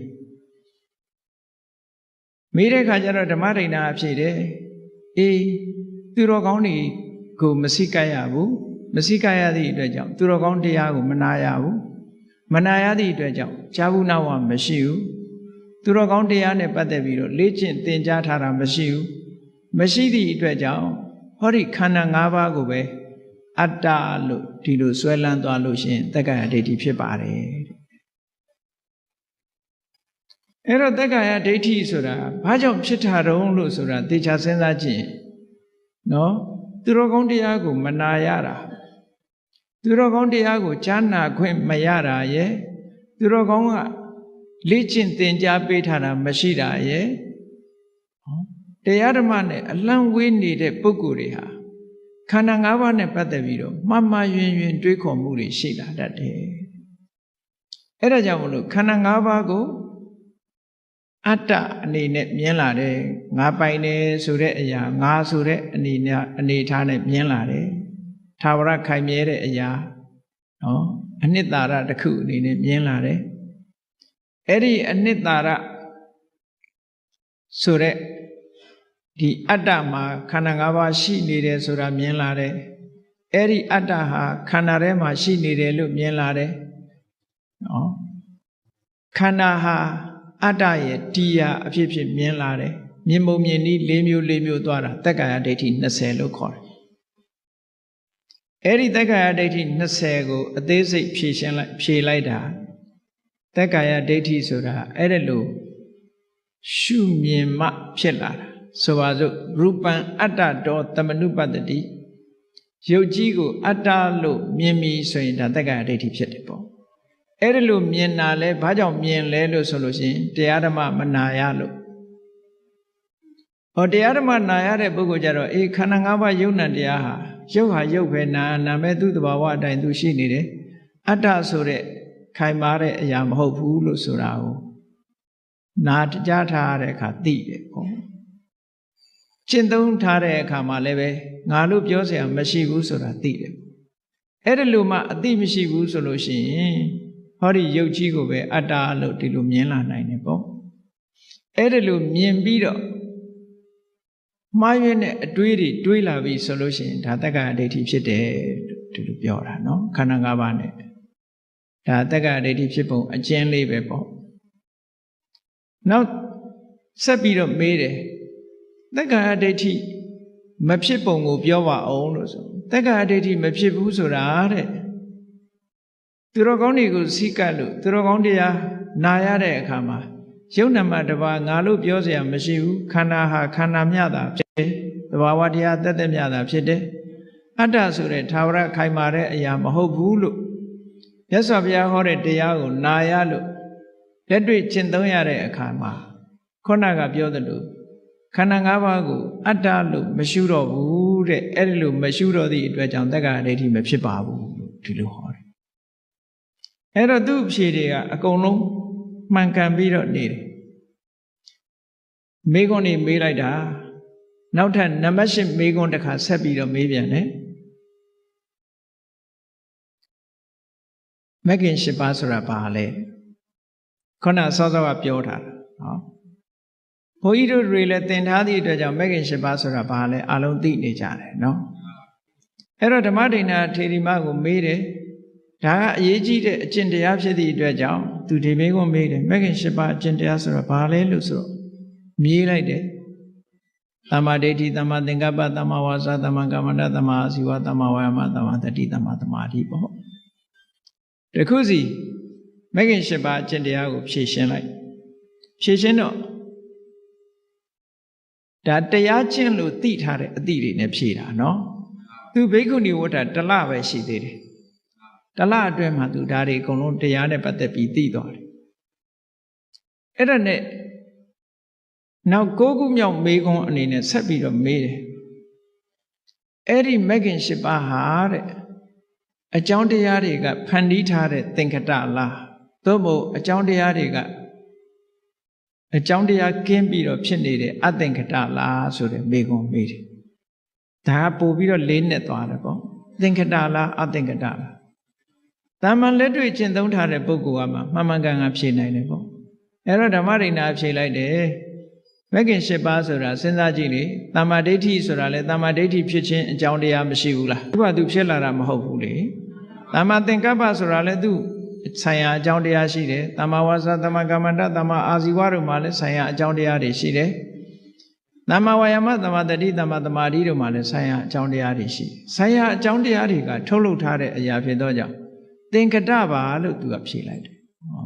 ဒီအဖြေဟာလည်းပဲမှန်ကန်ပြီးတော့သွားပြန်တယ်ပေါ့အဲ့ဒါနဲ့ဆက်ပြီးတော့မေးတယ်မဂ္ဂင်၈ပါးဟာတဲ့မဂ္ဂင်၈ပါးနဲ့ခန္ဓာ၃မျိုးကိုဖွဲ့စည်းတာလားသို့မဟုတ်ခန္ဓာ၃မျိုးနဲ့မဂ္ဂင်ကိုဖွဲ့စည်းတာလားဆိုတော့ဓမ္မဒိဋ္ဌာအဖြေခန္ဓာ၃မျိုးဆိုတာဒီနေရာသီလအစုသမာဓိအစုပညာအစုသီလခန္ဓာသမာဓိခန္ဓာပညာခန္ဓာဆိုတဲ့အစုမဂ္ဂင်၈ပါးနဲ့အဲ့ဒီအစု၃မျိုးကိုပြောတာလားသို့မဟုတ်အစု၃မျိုးနဲ့မဂ္ဂင်ကိုပြောတာလားလို့ဆိုတော့အစု၃မျိုးနဲ့မဂ္ဂင်ကိုပြောတာပါတဲ့အစု၃မျိုးကဘာတော့ဆိုလို့ရှိရင်သမ္မာဝါစာသမ္မာကမ္မန္တသမ္မာအာဇီဝဆိုတဲ့ဒီ၃ခုကသီလနဲ့ဆိုင်တဲ့အစုတစ်စုသမ္မာဝါယာမသမ္မာတတိသမ္မာသမာဓိဒီ၃ခုကသမာဓိနဲ့ဆိုင်တဲ့အစုသမ္မာဒိဋ္ဌိသမ္မာသင်္ကပ္ပဒီနှစ်ခုကပညာနဲ့ဆိုင်တဲ့အစုလို့အဲ့ဒါလို့ရှင်းလင်းခွဲပြီးတော့ဖြေဆိုလိုက်တဲ့အခါကျတော့သိကျေနပ်သွားတယ်ကျေနပ်သွားလို့နောက်ထပ်မေးခွန်းတွေဆက်ပြီးတော့မေးပြန်တယ်ဒါအခြေခံအနေနဲ့သောတပန်ဖြစ်ပြီဆိုတာကိုတဂရကံအဆင့်လောက်ရောက်သွားပြီဆိုတာသူ့စိတ်ထဲမှာတော်တော်ကျေနပ်သွားလို့သူဆက်ပြီးတော့မေးတယ်တမာဓိဆိုတာဘာလဲတဲ့ဒီမေးခွန်းထပ်မေးတယ်တမာဓိဆိုတာစိတ်ရဲ့တည်ငြိမ်မှုလေးပေါ့စိတ်တတဧကဂတစိတ်ရဲ့အာယုံတစ်ခုတည်းပေါ်မှာထားနိုင်တဲ့စွမ်းရည်တတ္တိရှိတဲ့သဘာဝတရားလို့ဒီလိုဖြေလိုက်တယ်ဒါလည်းတမာဓိကိုရရှိထားတဲ့ပုဂ္ဂိုလ်ကတိုက်ရိုက်ဖြေဆိုနိုင်တဲ့အဖြေမျိုးပဲပေါ့နော်နောက်တစ်ခုမေးပြန်တယ်သူကတမာဓိကတော့ဧကဂတစိတ်ရဲ့တည်ငြိမ်မှုအာယုံတစ်ခုတည်းပေါ်မှာထားနိုင်မှုဆိုတာတမာဓိဟုတ်ပြီအဲ့ဒီတမာဓိနိမိတ်တတမာဓိရဲ့အာယုံကဘာလဲလို့ဆိုတော့တမာဓိရဲ့အာယုံဆိုတာတခြားမဟုတ်ပါဘူးတဲ့ကာယစိတ်တဝေဒနာဓမ္မလို့ဆိုတဲ့တတိပဋ္ဌာန်အာယုံ၄မျိုးပါလို့ဓမ္မဒိဋ္ဌာဖြေတယ်အဲ့တော့သူတို့ကတော့ဝိသခာကလည်းအနာဂံအဆင့်ဆိုတော့ဒီအဖြေလေးတွေဟာချင်းချင်းဖြေတာနဲ့သူလည်းနားလဲတယ်ပေါ့နော်နောက်တစ်ခုကတမာဓိရဲ့အချမ်းရံတမာဓိအတွက်အရေးပါတဲ့အထောက်အကူပြုတဲ့တရားကဘာလဲလို့ဆိုရင်သမ္ပပဋ္ဌာန်တရား၄ပါးပါသမ္ပပဋ္ဌာန်တရား၄ပါးဆိုတာသမ္မာဝါယာမကိုပဲပြောတာပဲသမ္မာဝါယာမကိုရှုထောင့်၄မျိုးနဲ့ပြောမယ်ဆိုရင်သမ္မာဝါယာမဟာဆောင်ရွက်မှုရှုထောင့်၄မျိုးရှိတယ်ရှုထောင့်၄မျိုးကဘာလို့ဆိုရင်မဖြစ်သေးတဲ့အကုသိုလ်မဖြစ်အောင်ဖြစ်ပြီးသားအကုသိုလ်ကိုဖယ်ရှားနိုင်အောင်ကြိုးပမ်းအားထုတ်မှုမဖြစ်သေးတဲ့အကုသိုလ်တွေမဖြစ်ရလေအောင်ကြိုးပမ်းအားထုတ်မှုကတစ်ခုဖြစ်ပြီးသားအကုသိုလ်တွေကိုဖယ်ရှားနိုင်အောင်ကြိုးပမ်းအားထုတ်မှုကတစ်ခုနောက်မဖြစ်သေးတဲ့ကုသိုလ်တွေဖြစ်အောင်ကြိုးပမ်းအားထုတ်မှုကတစ်ခုဖြစ်ပြီးသားကုသိုလ်တရားတွေတိုးပွားလာအောင်ကြိုးပမ်းအားထုတ်မှုကတစ်ခုတဲ့အဲ့ဒါကိုသမ္မပဋ္ဌာနာမှန်ကန်တဲ့လုံးလားလို့ဆိုပြီးအဲ့ဒါဟာတမာတိရဖို့အတွက်အရေးကြီးတဲ့အထောက်အကူတွေဖြစ်ပါတယ်လို့ဒီလိုဖြေတယ်ဒါဖြင့်ရှင်မတမာတိဘာဝနာဆိုတာဘာအရုံးဆိုတမာတိတရားအချိန်ချင်းအာယုံနဲ့ကပ်ပြီးတော့စိတ်ကလေးကိုတမာတိရအောင်လေ့ကျင့်နေတာဟာတမာတိဘာဝနာပဲကဲဘုန်းကြီးတို့တွေလည်းထွက်လေဝင်လေလေးကိုဥပမာမဲ့မှတ်နေတယ်ဆိုလို့ရှိရင်ဒါတမာတိကိုတိုးပွားနေအောင်လုပ်နေတာပဲလေထွက်လေဝင်လေလေးကိုစုပြီးတော့ရှုနေတယ်ဆိုတာဟာစိတ်ကလေးကိုထွက်လေဝင်လေအာယုံလေးတစ်ခုပေါ်မှာပဲ ခိုင်မြဲနေအောင်ကြိုးပမ်းအားထုတ်ပြီးရှုမှတ်ပွားများနေတာသမာဓိဘာဝနာပေါ့အဲ့ဒါကိုဖြေလိုက်တော့ကျင့်တတ်ပြီးတော့နောက်ထပ်15ခုမြောက်မေးခွန်းတစ်ခုသူဆက်ပြီးတော့မေးတယ်သင်္ခါရဆိုတာဘယ်နှမျိုးရှိသလဲတဲ့သူမေးတာသင်္ခါရဘယ်နှမျိုးရှိတော့ဆိုသင်္ခါရဆိုတာ3မျိုးရှိပါတယ်တဲ့ကာယသင်္ခါရဝစီသင်္ခါရစိတ်တသင်္ခါရ3မျိုးရှိတယ်မှန်သွားပြီ3မျိုးရှိတော့အဲ့ဒီ3မျိုးဟာကာယသင်္ခါရဝစီသင်္ခါရစိတ်တသင်္ခါရ3မျိုးလို့ဖြေလိုက်တယ်ဖြေလိုက်တဲ့အခါသူကဆက်ပြီးတော့မေးတယ်ဒါဖြင့်ကာယသင်္ခါရဆိုတာဘာခေါ်တာတော့ကာယသင်္ခါရဆိုတာထွက်လေဝင်လေအတ္တတပတ္တတာကိုခေါ်တာပါအတ္တတပတ္တတာကာယသင်္ခါရောထွက်လေဝင်လေကိုကာယသင်္ခါရလို့ခေါ်ပါတယ်တဲ့ဘာဖြစ်လို့ခေါ်တာတော့တဲ့သူကဆက်မေးဒါကထွက်လေဝင်လေဆိုတာဘုန်းကြီးတို့ကစဉ်းစားကြည့်ပေါ့ခန္ဓာကိုယ်နဲ့ဆက်ဆက်နေတာမဟုတ်လားထွက်လေဝင်လေဆိုတာနှာခေါင်းရှိရမယ်အဆုပ်ရှိရမယ်ဟုတ်တယ်မဟုတ်လားနှာခေါင်းနဲ့အဆုပ်မရှိလို့ရှိရင်ရပါမလားနှာခေါင်းပေါက်နဲ့အဆုပ်နဲ့ထွက်လေဝင်လေဆိုတာဖြစ်တယ်အဲ့တော့နှာခေါင်းပေါက်တို့အဆုပ်တို့ဆိုတာကာယပဲလေအဲ့ဒီကာယနဲ့ဆက်ဆက်ပြီးတော့ကာယကိုပြုပြင်နေတဲ့သဘာဝတရားဖြစ်သည့်အတွက်ကြောင့်ထွက်လေဝင်လေကိုကာယသင်္ခါရလို့ဒီလိုခေါ်ပါတယ်ဘုန်းကြီးတို့ဂျာမနီသွားတော့ကကာယသင်္ခါရဆိုတာဘာလဲလို့ဂျာမန်တယောက်ကမေးတော့ကာယသင်္ခါရဆိုတာအတ္တတပတ္တတာကိုကာယသင်္ခါရလို့ခေါ်တယ်ဘယ်မှာပါတော့ဆိုအဘိဓမ္မာမှာပါတယ်လို့အဘိဓမ္မာမှာသင်္ခါရယမိုက်ဆိုတာရှိတယ်အဲ့ဒီသင်္ခါရယမိုက်မှာလဲကာယသင်္ခါရဆိုတာအတ္တတပတ္တတာကာယသင်္ခါရလို့ပဲဟောတာသူတို့အနောက်တိုင်းကဥရောပတချို့လူတွေကအဘိဓမ္မာတဲ့သုတ်တံကိုပို့ပြီးတော့ဦးစားပေးခြင်းတယ်ဒါကြောင့်မို့သုတ်တံထဲမှာရောပါလားလို့ဆိုပါတယ်လို့ဟောဒီသုလဝေဒနာသုံးမှာပါတယ်အဲ့ဒီကြမှာသူမေခွန်းရပ်သွားတယ်နော်အဲ့တော့ကာယသင်္ခါရဟာခန္ဓာကိုယ်နဲ့ဆက်ဆက်ပြီးတော့ဖြစ်ပြီးတော့နေသည့်အတွက်ကြောင့်ခန္ဓာကိုယ်ကိုအရှိတည်ထအောင်ဒီထွက်လေဝင်လေလေးကခန္ဓာကိုယ်အရှိတည်ထအောင်လုပ်နေတဲ့သဘောလည်းရှိတယ်ဒါကြောင့်မို့လို့ကာယသင်္ခါရခန္ဓာကိုယ်ကိုပြုပြင်တိဆောက်ပေးနေတဲ့အရာလို့ဆိုတဲ့အဓိပ္ပာယ်နဲ့ထွက်လေဝင်လေကိုခေါ်တာပါတခြားမခေါ်ဘူးလေနော်ဒါဖြင့်ဝစီသင်္ခါရဆိုတာဘာခေါ်တာတော့ဝစီသင်္ခါရဆိုတာဝိတက်နဲ့ဝိစာရစာလို့ပြောရင်အတွေးနဲ့အကြံအတွေးနဲ့အကြံဒီနှမျိုးကိုတွေးတောမှုနဲ့ကြံစီမှုဒီနှမျိုးကိုဝစီသင်္ခါရလို့ခေါ်တယ်ဘာဖြစ်လို့တွေးတောမှုနဲ့ကြံစီမှုဝိတက်နဲ့ဝိစာရကိုဝစီသင်္ခါရလို့ခေါ်တာတော့နဲ့ထပ်မေးတော့သူကဖြေတယ်လူတွေဟာတဲ့စကားပြောတော့မယ်ဆိုလို့ရှိရင်မပြောခင်ကတွေးပြီးကြံစီပြီးမှပြောတာတဲ့သိကြရလားကိုပြောမယ်ဆိုလို့ရှိရင်တွေးပြီးမှပြောတာကြီးပဲဘာပြောမယ်ဆိုတာတွေးတာကြီးပဲကိုယ့်အကိုလည်းစဉ်းစားကြည့်ပေါ့နော်တယောက်ယောက်ကိုပြောမယ်ဆိုရင်တွေးထားတာတွေးပြီးသားကြံစီပြီးသားတွေးကြံထားတာကိုမှပြောတာလေတချို့ကြတော့ပို့ပြီးတော့စကလုံးရွေးချယ်တာတို့ဘာတို့ဓာတ်တွေတောင်လောက်ရသေးတာပဲလေစကလုံးပြောမယ်ဆိုရင်အမှတ်တမဲ့ပြောလိုက်လို့ရှိရင်နှုတ်ကကြမ်းကြမ်းထန်ထန်ထွက်သွားတာမျိုးတွေလည်းရှိတယ်စိတ်အနေထားအတိုင်းဒီဝစီခါရဆိုတဲ့အရာဖြစ်သွားတယ်အဲ့တော့တွေးတောမှုနဲ့ကြံစီမှုဒီနှစ်ခုသည်စကားကိုဖြစ်ပေါ်စေတတ်တာဖြစ်သောကြောင့်သူတို့ကိုဝစီသင်္ခါရလို့ခေါ်တာပါတဲ့ဒါဖြင့်ရှင်မနောစိတ်တသင်္ခါရဆိုတာတော့ဘာတော့ဆိုတင်ညာနဲ့ဝေဒနာကိုစိတ်တသင်္ခါရလို့ခေါ်တယ်တင်ညာဆိုတာအာယုတစ်ခုကိုမြင်လိုက်ရင်မှတ်ထားတာဝေဒနာဆိုတာအာယုနဲ့တွေ့တဲ့အခါအတွေ့အကြုံတစ်ခုရသွားတာခံစားတာလို့ခေါ်တယ်ဟုတ်ကဲ့လားလူတွေမှာတစ်ခါတွေ့ပြီးရင်မှတ်တဲ့သဘောလေးတွေကရှိတယ်လေအဲ့ဒါကိုစိတ်မချတဲ့အခါကျတော့စာရွက်လေးနဲ့ဘောပင်နဲ့မှတ်တာရှိသေးတယ်ပေါ့မနိုင်တဲ့ဟာကြတော့နိုင်တာကြတော့သူကသူစိတ်ကမှတ်သွားတာနေ့စဉ်နဲ့အမျှအမှတ်ဆိုတာရှိတာမှတ်တာရှိလို့နောက်ပြန်တွေ့တဲ့အခါမြင်တာပေါ့ဒူရင်သည်တစ်ခါမြင်ပြီးရင်နောက်တစ်ခါကျဒူရင်သည်ဟောဘာမှတ်တာတော့ပြင်ဘက်ကစူးတွေလည်းမှတ်ချင်မှတ်ထားမယ်အနံ့လည်းမှတ်ချင်မှတ်ထားအဲ့ဒီဒူရင်သည်အနံ့ကဒီပြင်အသီးကအဲ့ဒီအနံ့မျိုးလာရင်ဒူရင်သည်လို့ပဲထင်တော့တာပဲမှတ်ထားတာဟုတ်သူကအဲ့ဒါကြောင့်မလို့တင်ညာတို့ဝေဒနာတို့စိတ်တသင်္ခါရ စိတ်နဲ့ဆက်ဆက်ပြီးတော့ဖြစ်ပေါ်လာတဲ့အရာတွေစိတ်နဲ့ဆက်ဆက်ပြီးတော့ဖြစ်တဲ့အရာတွေဖြစ်သောကြောင့်စိတ်တသင်္ခါရလို့ခေါ်ပါတယ်။ဟောဒီမေခွန်းတွေဟာအလုံးဓမ္မနဲ့ပတ်သက်တဲ့မေခွန်းတွေကိုဖြေသွားတယ်။သူမေးတယ်မှာနော်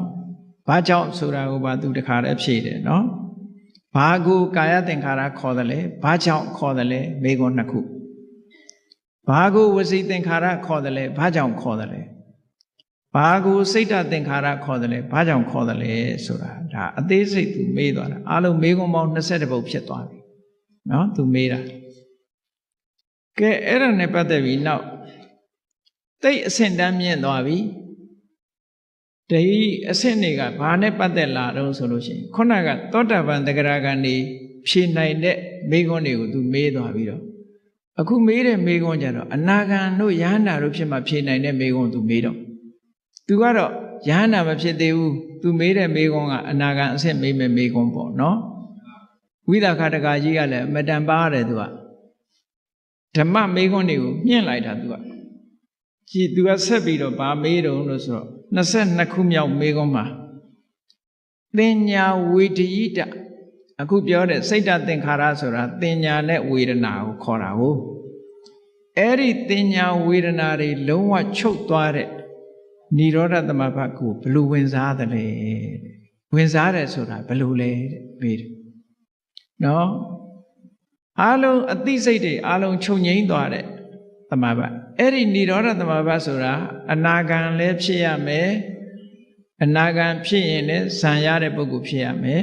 နောက်ယဟန္တာတော်လည်းဖြစ်ရမယ်ဇံရတဲ့ပုဂ္ဂိုလ်တော်လည်းဖြစ်ရမယ်အနာဂံယဟန္တာနှစ်ပါးသာနှစ်မျိုးသာလည်းဝင်စားနိုင်တယ်ထိုအနာဂံယဟန္တာဟာလည်းပဲဇံရတဲ့ပုဂ္ဂိုလ်ဖြစ်ရမယ်ဘာဖြစ်လို့လဲဆိုရင်အသိစိတ်တစ်ခုစွမ်းအားတစ်ခုနဲ့ဖိပြီးတော့ချုပ်အောင်လုပ်ထားတယ်ရပ်တန့်ပေးတယ်ဆိုတာလွယ်တာမှမဟုတ်ပဲနဲ့ pause လုပ်တယ်လို့ပြောတာဟုတ်ကဲ့လားကက်ဆက်တွေပါတယ်ဖွင့်တဲ့အခါကျတော့ pause ဆိုတာလေးပါတယ်မဟုတ်လားခဏရပ်ထားတယ်အဲ့ဒီအသိစိတ်ကိုရပ်ထားဖို့ဆိုတာအမှန်တမ်းခဲနေတာလေ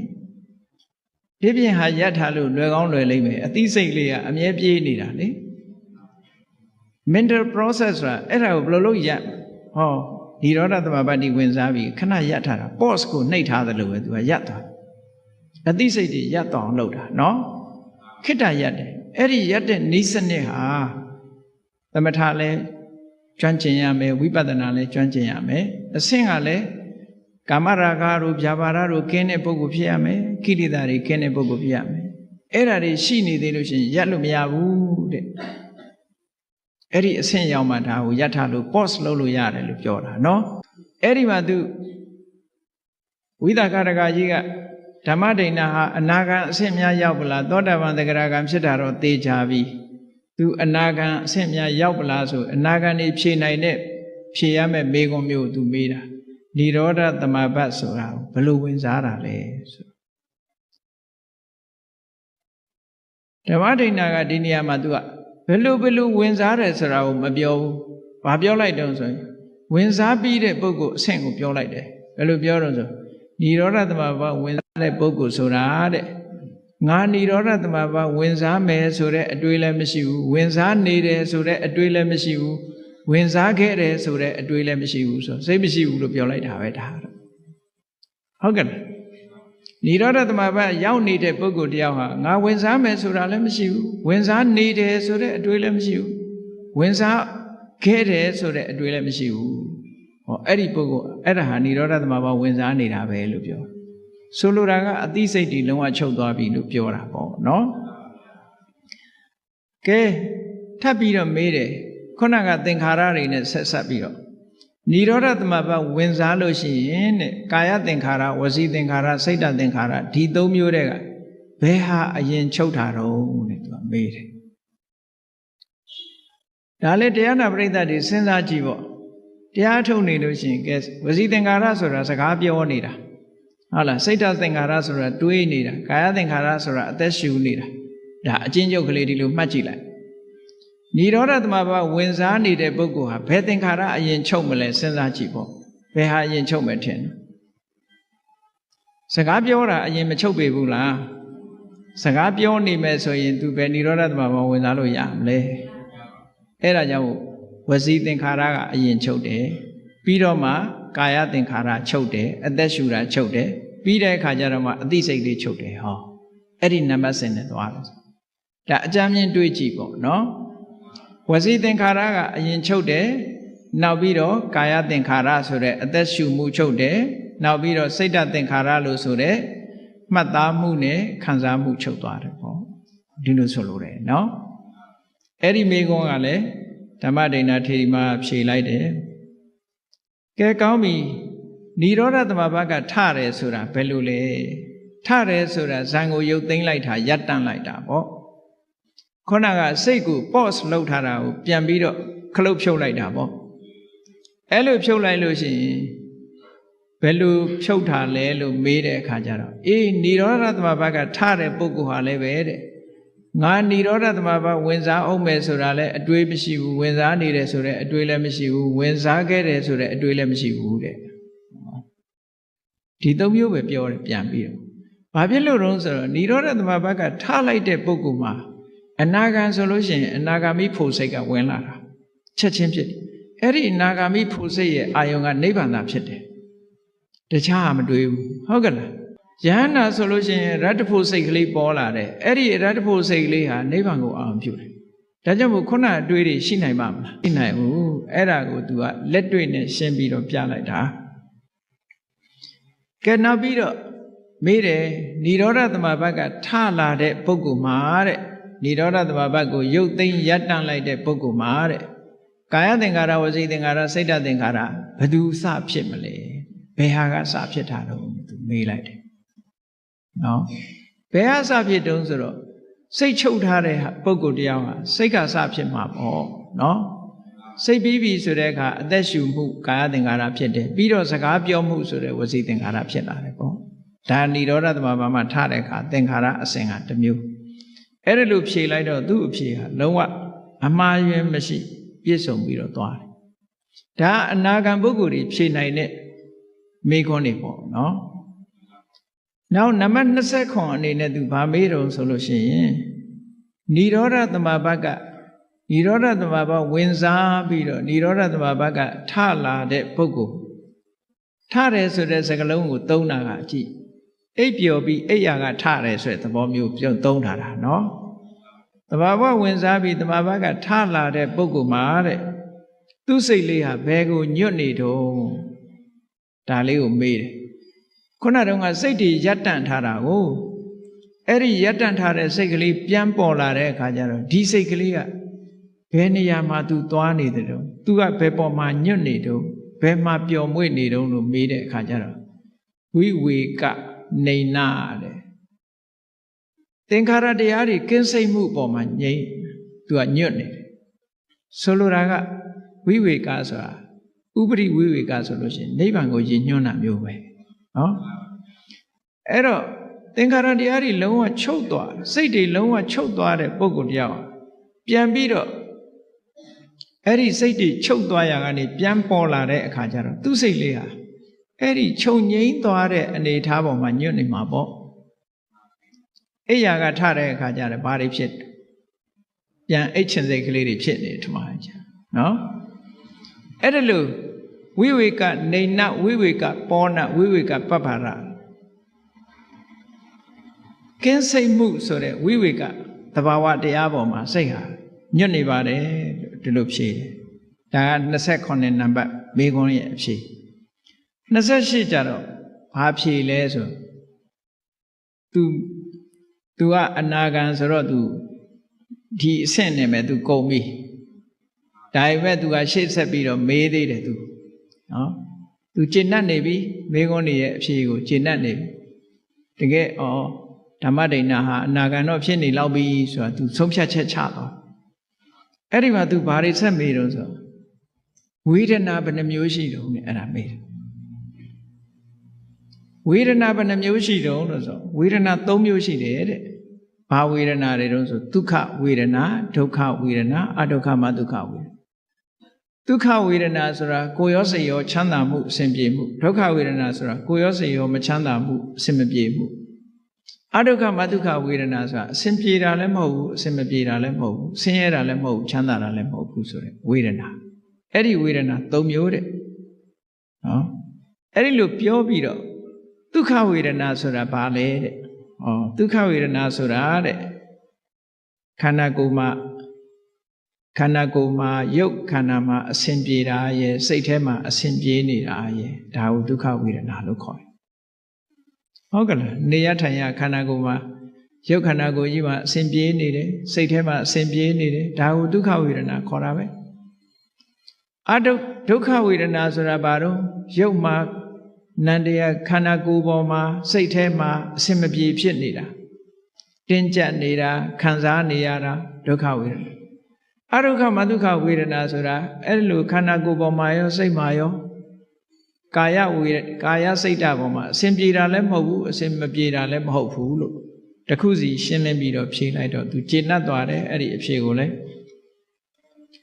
အဲ့ဒီမှာဒုက္ခဝေဒနာထပ်ပြီးတော့မေးတယ်ဒုက္ခဝေဒနာဟာဘယ်အခါမှာဒုက္ခဖြစ်ပြီးဘယ်အခါမှာဒုက္ခဖြစ်တုံးတဲ့ကြီးနော်ဒုက္ခဝေဒနာပါလို့ဆိုမှဘယ်အခါမှာဒုက္ခဖြစ်ပြီးဘယ်အခါမှာဒုက္ခဖြစ်တုံးဆိုတဲ့မေးခွန်းမေးထားတာနော်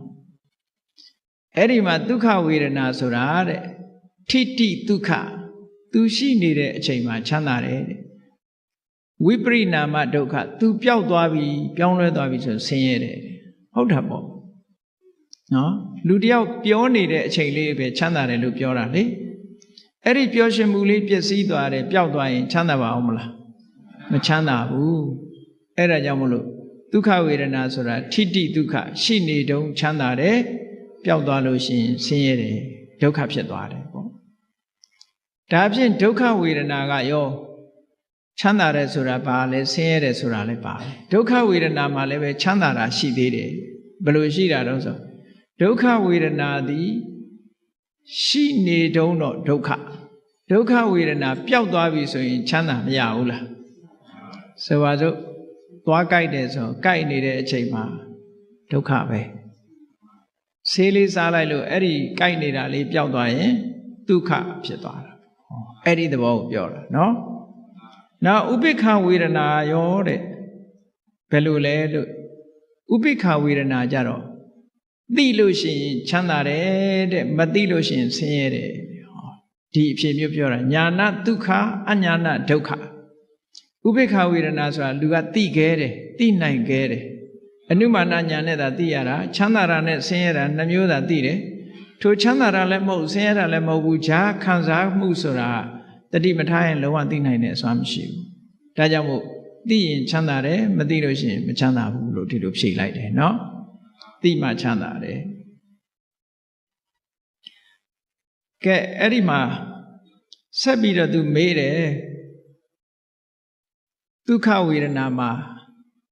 ဘာအနုတ္တယကိန်းတယ်လဲတဲ့နောက်တစ်ခုမေးကုန်ဘာအနုတ္တယကိန်းမလဲဒုက္ခဝေဒနာဆိုတာဘုန်းကြီးတို့တွေကိုယ့်ကိုစဉ်းစားကြည့်ပျော်ရွှင်စရာကျေနပ်စရာပေါ်လာတာနဲ့တပြိုင်နက်အဲ့ဒီပျော်ရွှင်မှုကျေနပ်မှုပေါ်မှာတွေ့တာမှုလေးမရှိဘူးလားရှိတယ်တွေ့တာအဲ့တော့တွေ့တာတဲ့စိတ်ကလေးကဒါမျိုးလေးရရင်ဒီစိတ်ကလေးပြန်ပေါ်တယ်ပေါ့ဟုတ်ကဲ့လားအဲ့ဒါကြောင့်မို့လို့ဘာကိန်းတာတော့ဆိုရာဂနုတ္တယကိန်းတယ်အတွေ့အတာလေးကိန်းသွားတယ်ပေါ့မျက်စိကမြင်လို့နှစ်သက်စရာလေးတွေ့တယ်ချမ်းသာတယ်အဲ့ဒီချမ်းသာမှုလေးကိုနောက်ထပ်လိုချင်တယ်တွေ့တာမှုဆိုတဲ့ရာဂနုတ္တယလေးကိန်းသွားတယ်ဒုက္ခဝေဒနာကြတော့မုန်းတီးတယ်မို့လားတချို့ကယောဂဝေဒနာဖြစ်ရင်ကိုယ့်ကိုယ်တောင်ပြန်ထူကြရိုက်ကြလုပ်သေးတယ်လေအ ਨੇ ဆုံးတော့သေလိုက်ပါတော့ဟဲ့ပြောတဲ့လူကရှိသေးတယ်ဟုတ်ကဲ့လားအဲ့ဒီတော့သူ့စိတ်ထဲမှာဘာဖြစ်နေတော့ဒုက္ခဝေဒနာကြုံတဲ့အခါမှာဘာဖြစ်နေတော့ဆိုရင်ဒေါသတွေဖြစ်မနေဘူးလားဒါကြောင့်မို့ဒုက္ခဝေဒနာပေါ်မှာပဋိက္ခဏုတ္တယကိန်းနေတဲ့ဒေါသကိန်းနေပေါ့နောက်ဓာမျိုးဖြစ်ရင်ဒေါသထွက်မှာပဲနောက်ဓာမျိုးဖြစ်ရင်ဒေါသထွက်မှာပဲသူကနော်အနုတ္တယဆိုတာကအကြောင်းဆုံးလာလို့ရှိရင်ဖြစ်လာမဲ့အနေအထားတစ်ခုကိုပြောတာအနုရူပံကာရဏံလဘိတဝဥပ္ပစ္စတိနော်သင်လျော်တဲ့အကြောင်းဆုံးပြီးသွားလို့ပေါ်လာတဲ့သဘောကိုပြောတာအဒုက္ခမဒုက္ခဝေဒနာပေါ်မှာတော့ဘ ဘာအနုတ္တယကိန်းတုံဆိုတော့အဝိဇ္ဇာအနုတ္တယကိန်းနဲ့ဘာလို့ဆိုသိမှမသိလိုက်တာဟုတ်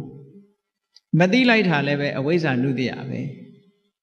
ဒါကြောင့်မို့လို့ကမ္မထမ်းရှုမှတ်တဲ့အခါမှာမရှုမှတ်နိုင်လို့လွတ်သွားပြီဆိုလို့ရှိရင်အဝိဇ္ဇာနုတ္တယတွေကိန်းတယ်လို့ပြောတာဒါလည်းစသိနေရမယ်မသိလိုက်ဖ ೇನೆ ဒီတိုင်းလွတ်လိုက်ပြီဆိုလို့ရှိရင်အဲ့ဒီပုံမှာအဝိဇ္ဇာဖြစ်သွားတယ်ပေါ့ဒါမို့အဒုက္ခမဒုက္ခဝေဒနာမှာအဝိဇ္ဇာနုတ္တယကိန်းတယ်လို့ဒီလိုဖြေတယ်ဒါဖြင့်ဒုက္ခဝေဒနာနဲ့ပတ်သက်ပြီးတော့ဘာအနုတ္တယကိုပယ်ဖို့လိုတော့ဆိုရင်ဒုက္ခဝေဒနာနဲ့ပတ်သက်လာလို့ရှိရင်တွေ့တာမှုဆိုတဲ့ရာဂအနုတ္တယပယ်ဖို့လိုတယ်အဲ့ဒါမပယ်နိုင်လို့ရှိရင်ဘုန်းကြီးတို့တွေဟာဟောဒီဒုက္ခလာတိုင်းရာဂဖြစ်နေမှာပဲဒုက္ခဝေဒနာမှာပဋိက္ခဏုတ္တယကိုပယ်ရမယ်ဒေါသအဒုက္ခမဒုက္ခဝေဒနာမှာအဝိဇ္ဇာနုတ္တယကိုပယ်ရမယ်မပယ်နိုင်လို့ရှိရင်ဒါတွေ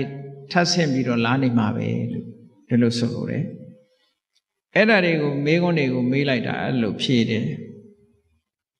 အဲ့တော့နောက်တစ်ခုထပ်ပြီးတော့မေးတယ်ဒုက္ခတိုင်းမှာရာဂနုတ္တယပယ်ဖို့လိုသလားဒုက္ခဆိုတာကအမတန်မှကျယ်ပြန့်နေနော်ရာဂဖြစ်တဲ့ဒုက္ခရှိတယ်လို့ရာဂမဖြစ်တဲ့ဒုက္ခရှိသေးတယ်ကာမဂုဏ်အာယုန်တွေကိုအကြောင်းပြုပြီးစိတ်ထဲမှာจิตနှက်နေတာကြတော့ရာဂမဖြစ်ပေဘူးလားဖြစ်တယ်အဲ့ဒါလို့မဟုတ်ဘဲနဲ့ဇန်ချမ်းသာတစ်ခုကိုရပြီးတော့တမာတိစွမ်းအားနဲ့ထိုပေါ်မှာစိတ်จิตနှက်နေတာကြတော့ခုနရာဂမဖြစ်ဘူးသူကနော်အဲ့ဒါလို့ဆိုတယ်အဲ့တော့ဒုက္ခမှာရာဂနုတ္တယပယ်တယ်ဆိုတော့ဒုက္ခတိုင်းမှာပယ်ရမှာလားဆိုတော့မဟုတ်ဘူး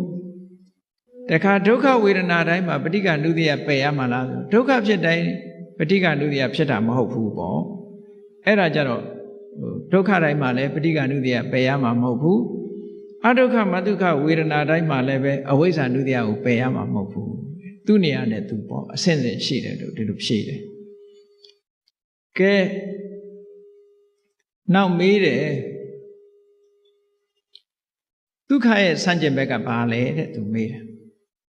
ဒီမေးခွန်းတော့ဖြေနိုင်တော့ပါတယ်เนาะတရားနာတယ်ဒုက္ခရဲ့ဆန့်ကျင်ဘက်ကဒုက္ခပေါ့ဟုတ်ကဲ့ဒုက္ခရဲ့ဆန့်ကျင်ဘက်ကဒုက္ခ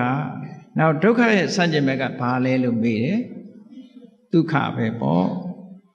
နောက်အဒုက္ခမဒုက္ခရဲ့ဆန့်ကျင်ဘက်ဆိုတာ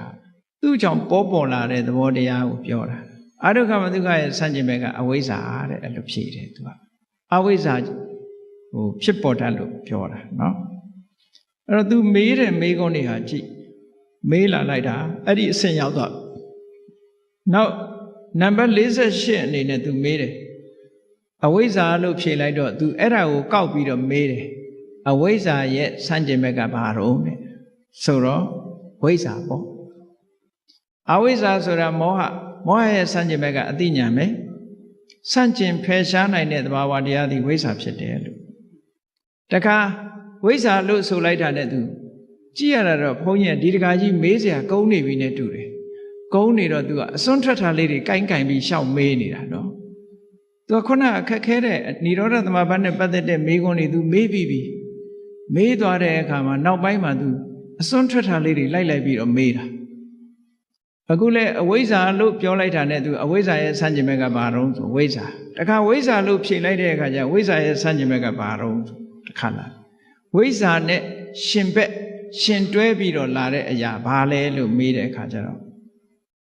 ဓမ္မဒိဋ္ဌာထေရီမကဖြေတယ်ဝိဇ္ဇာနဲ့ရှင်တွဲလာတဲ့အရာကတော့ဝိမု ക്തി လို့ခေါ်တယ်ဝိဇ္ဇာဆိုတာမဲ့ညာကိုပြောတာဝိမု ക്തി ဆိုတာလွတ်မြောက်မှုဖို့ကိုပြောတာအဲ့ဒီသဘောကိုဖြုတ်တယ်ဒါဖြင့်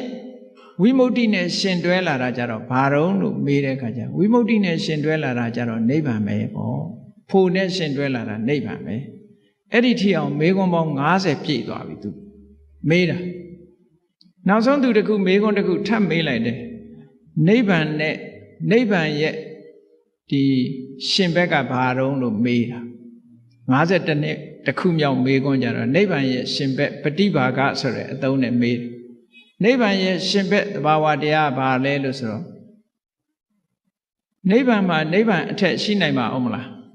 အဲ့ဒီမှာဘိက္ခုနီမကပြောတယ် တကားကြီးတဲ့မေကွန်းကိုအဆုံးကိုမတတ်နိုင်ဘူးတဲ့လွန်သွားပြီတဲ့မေးတာတွေကတဲ့အဲ့ဒီချိန်မှာသူ့ကိုသတိပေးတယ်နော်တကားကြီးကပြဿနာကိုအဆုံးမတတ်နိုင်ဘူးတဲ့တကားကြီးမေးတဲ့မေကွန်းကမေးဖို့ရနဲ့လွန်သွားပြီတဲ့ဘာဖြစ်လို့တော့ဆိုတော့မြတ်စွာဘုရားရဲ့သာသနာတော်မှာအဆုံးသတ်ဟာနိဗ္ဗာန်ပဲနိဗ္ဗာန်အထက်မေးစရာမရှိတော့ဘူးဆိုပြီးတော့ဓမ္မဒိဏဘာပြောတော့ဆိုရင်